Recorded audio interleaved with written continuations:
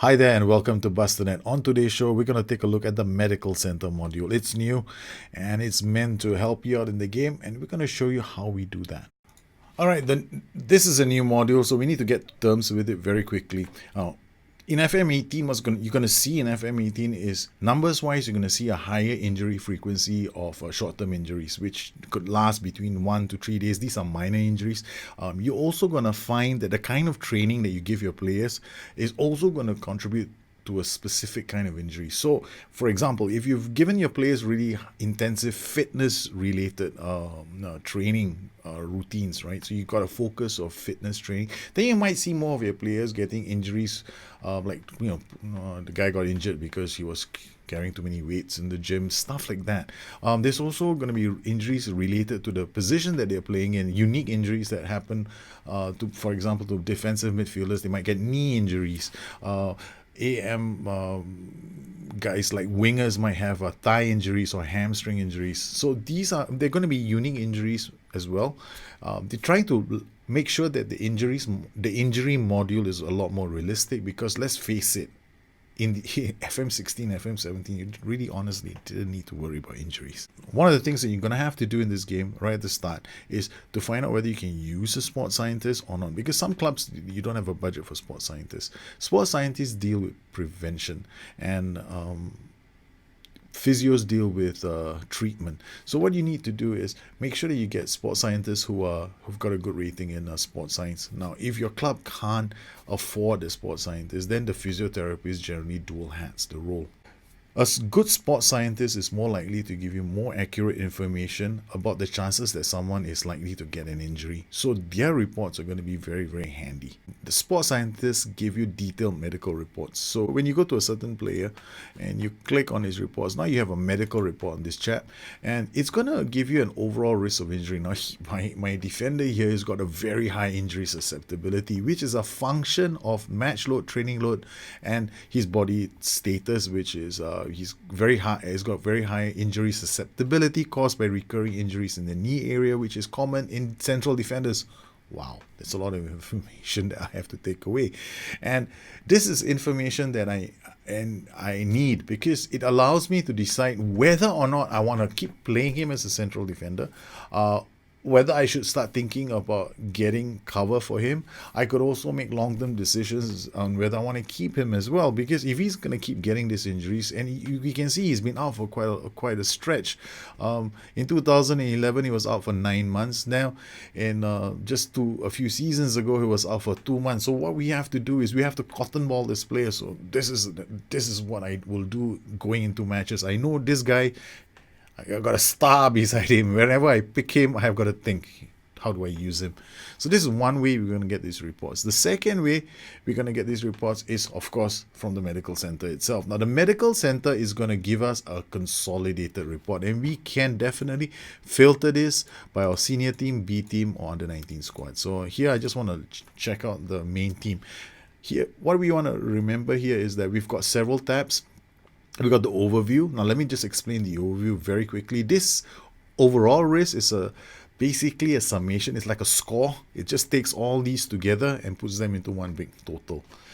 Now, it depends on how many matches a player plays, the kind of training you're doing, and the intensity of the training, and the body type, the status of the chap's body. So, is he susceptible to certain injuries? Has he had those injuries? The position he's playing will also contribute to a certain category of injury. So these are factors that we need to bear in mind whenever we are studying the medical center report.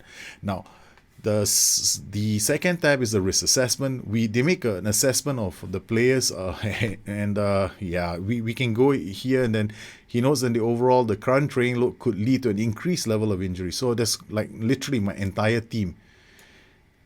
The team workload and team training focus and a busy match schedule is contributing to the possibility that quite a number of my players could be out. But here, what do we do? The more important thing is you might see this quite a lot. You might see very high injury risk or high injury risk. It's up to you what your personal tolerance level is. But this is what I recommend. Now, when you go into any kind of a save, first thing you're going to do is you're going to look at your schedule. Now, here itself, it will give us a good idea. We got 4 matches in the last 14, 3 matches in the last 14. This is like, it takes history and then puts it in front of you, but it does not, you don't get like forecasts. So you won't see forecasts. So what you have to do is use the overall risk assessment, the injury susceptibility, and then look at your training, for example. So here we got a training, fitness is high. I'm going to reduce the intensity level to average. Then I'm going to make sure that I don't really care about match preparation. It's not going to affect us so much. But what I want to worry about is how dynamics and medical center now work together. Because dynamics, if my team doesn't like me anymore, we're going to have an issue. Now, medical center, the doctor keeps coming to me and tells me, hey, one of your players is always going to be getting injured, so you're going to have to take care of him. So how do we do this? Well, I've gone to my squad. I've created a squad view. In this squad view was called squad status, key players, first team, and rotation. These are the ones I'm worried about. So key players expect to play 60% of the games and between a 10 to 15 period game stretch. First team players expect 50% and rotation players expect 40% rather. So what you want to be doing is you want to have those numbers at the back of your head. You want to make sure that they play enough games, and that you rotate those who are high on the injury list. So we know that Veltman here, the defender, he's a first team player who expects to play at least half of the games the whole season. So we can rotate him based on what we've gotten from the medical center report. So we have to put this down, and we have to start tracking these players. So in my team, I've got a few players, only one main player who's got very high susceptibility. But once I changed my training workload, notice that the overall risk for the squad has dropped. So after a few days, you'll notice your workload for your team is reduced to medium. Then when you pop over to the medical center, you'll notice the overall risk has dropped. There are players who are still high on the susceptibility radar, like Weltman here. Well, this is just because of his recurring injury, that the threat that injury may come again. And so now what I have to do when I go into matches is pay attention to how I play him. Now remember, the individual players, their susceptibility to injury is not fixed, it's fluid. It will change over time. His age will contribute to it. Whether he gets injured again will increase his susceptibility to injury.